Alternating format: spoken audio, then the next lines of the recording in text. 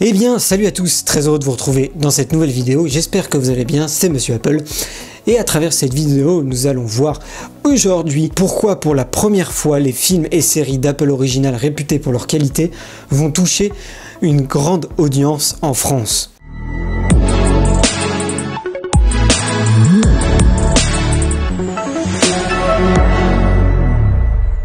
Le 20 avril prochain, donc cette semaine, MyCanal, donc du groupe Canal+, ajoutera le catalogue d'Apple TV+ à son application sans le moindre surcoût pour l'entièreté de ses abonnés.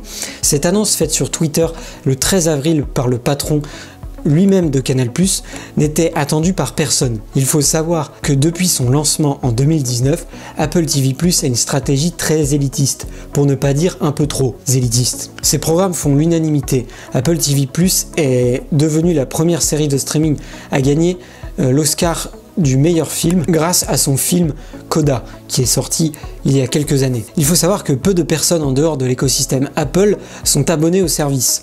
L'alliance avec Canal, la première à l'échelle mondiale, va énormément faire de bien à Apple TV. De son côté, Canal+ prouve une nouvelle fois qu'il est le service de télévision le plus incontournable de France. À travers ça, c'est une excellente nouvelle pour les téléspectateurs, mais aussi pour Apple.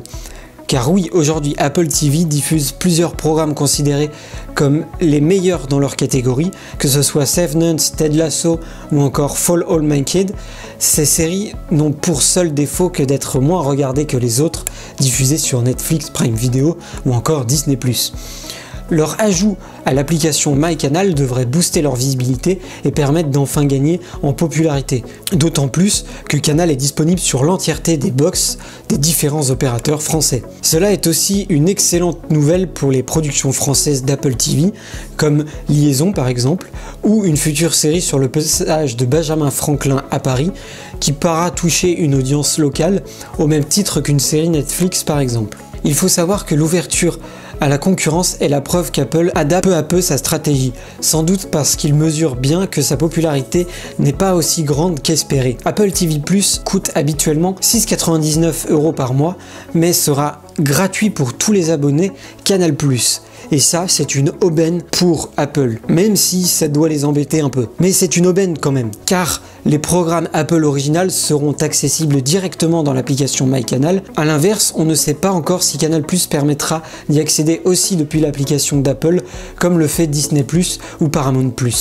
Canal indique que ce partenariat s'étend à plusieurs années et concerne la France, la Suisse, la République tchèque ainsi que la Slovaquie.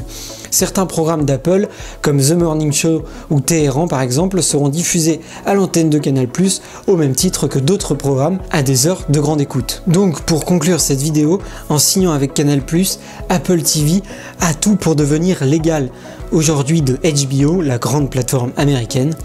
Je vous rappelle aussi que cette offre est disponible dès le 20 avril pour tous les abonnés Canal+, que ce soit vous, moi ou vos proches auront accès à toutes les séries originales Apple TV.